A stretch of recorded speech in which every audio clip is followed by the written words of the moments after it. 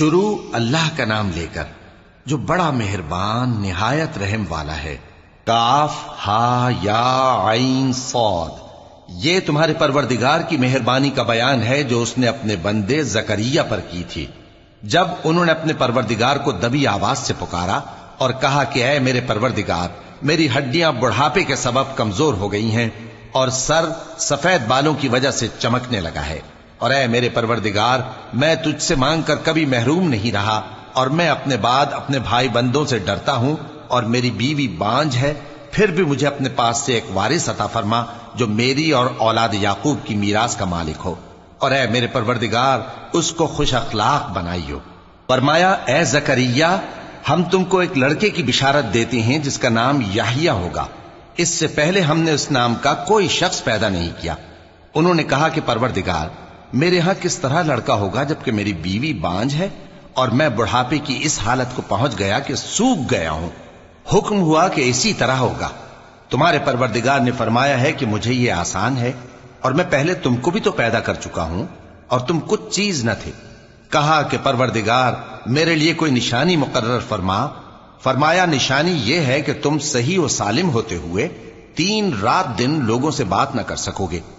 پھر وہ عبادت کے حجرے سے نکل کر اپنی قوم کے پاس آئے تو ان سے اشارے سے کہا کہ صبح و شام تسبیح کرتے رہو۔ فرمایا اے یحییٰ، ہماری کتاب کو مضبوطی سے تھامے رہو، اور ہم نے ان کو لڑکپن ہی میں دانائی عطا فرمائی تھی اور اپنے پاس سے شفقت اور پاکیزگی دی تھی، اور وہ پرہیزگار تھے اور وہ اپنے ماں باپ کے ساتھ نیکی کرنے والے تھے اور سرکش اور نافرمان نہیں تھے۔ اور جس دن وہ پیدا ہوئے اور جس دن وفات پائیں گے اور جس دن زندہ کر کے اٹھائے جائیں گے ان پر سلام ہے۔ اور کتاب یعنی قرآن میں مریم کا بھی تذکرہ کرو، جب وہ اپنے لوگوں سے الگ ہو کر مکان کے مشرقی حصے میں چلی گئیں، پھر انہوں نے ان کی طرف سے پردہ کر لیا تو ہم نے ان کی طرف اپنا فرشتہ بھیجا، سو وہ ان کے سامنے ایک خوبصورت مرد کی صورت میں آیا۔ مریم بولی کہ اگر تم پرہیزگار ہو تو میں تم سے بچنے کے لیے رحمان کی پناہ لیتی ہوں۔ فرشتے نے کہا کہ میں تو تمہارے پروردگار کا بھیجا ہوا یعنی فرشتہ ہوں، اور اس لیے آیا ہوں کہ تمہیں پاکیزہ لڑکا بخشوں۔ مریم نے کہا کہ میرے ہاں لڑکا کیوں کر ہوگا جبکہ مجھے کسی مرد نے بطور شوہر چھوا تک نہیں اور میں بدکار بھی نہیں ہوں۔ فرشتے نے کہا کہ یوں ہی ہوگا، تمہارے پروردگار نے فرمایا کہ یہ مجھے آسان ہے اور میں اسے اسی طریق پر پیدا کروں گا تاکہ اس کو ہم لوگوں کے لیے اپنی طرف سے نشانی اور ذریعہ رحمت بنائیں، اور یہ کام مقرر ہو چکا ہے۔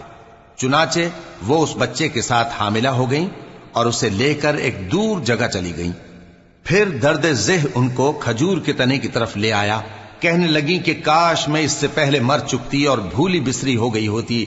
تب ان کے ٹیلے کے نیچے کی جانب سے فرشتے نے ان کو آواز دی کہ غمناک نہ ہو، تمہارے پروردگار نے تمہارے نیچے ایک چشمہ پیدا کر دیا ہے، اور کھجور کے تنے کو پکڑ کر اپنی طرف ہلاؤ، وہ تم پر تازہ عمدہ کھجوریں گرائے گا، تو کھاؤ اور پیو اور آنکھیں ٹھنڈی کرو۔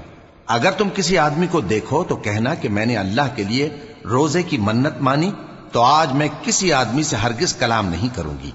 پھر وہ اس بچے کو اٹھا کر اپنی برادری والوں کے پاس لے آئیں۔ وہ کہنے لگے کہ مریم، یہ تو نے برا کام کیا۔ اے ہارون کی بہن، نہ تو تیرا باپ ہی برا آدمی تھا اور نہ تیری ماں ہی بدکار تھی۔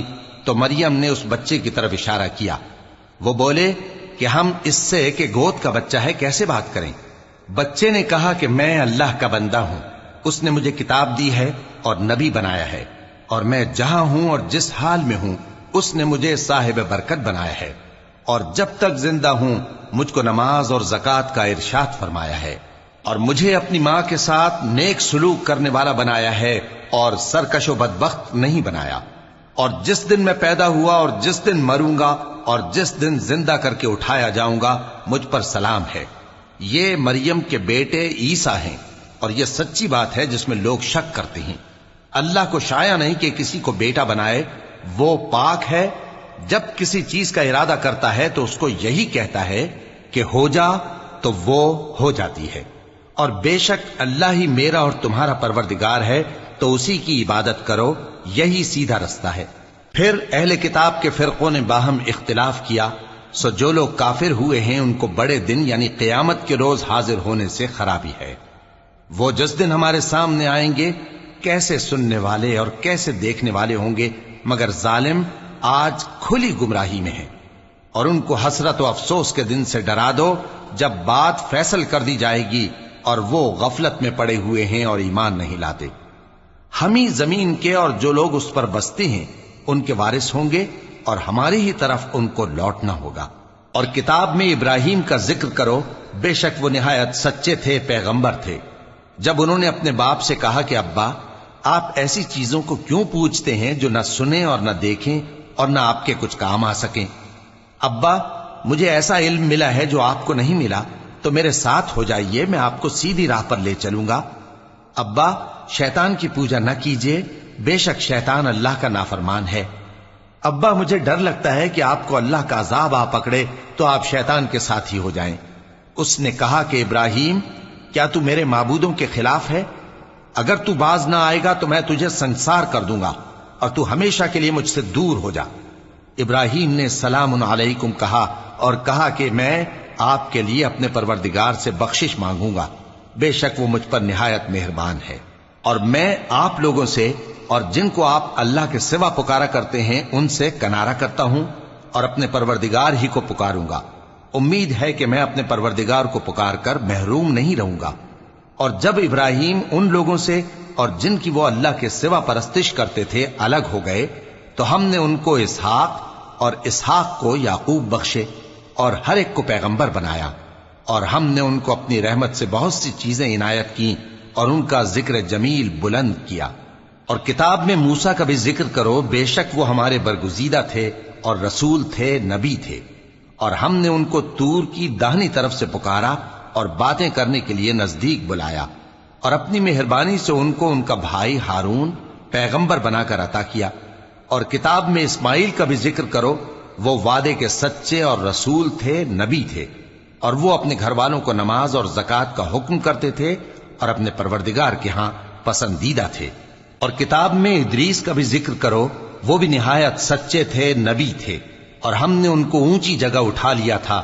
یہ وہ لوگ ہیں جن پر اللہ نے اپنے پیغمبروں میں سے فضل کیا، یعنی اولاد آدم میں سے، اور ان لوگوں میں سے جن کو ہم نے نوح کے ساتھ کشتی میں سوار کیا، اور ابراہیم اور یعقوب کی اولاد میں سے، اور ان لوگوں میں سے جن کو ہم نے ہدایت دی اور جنہیں برگزیدہ کیا۔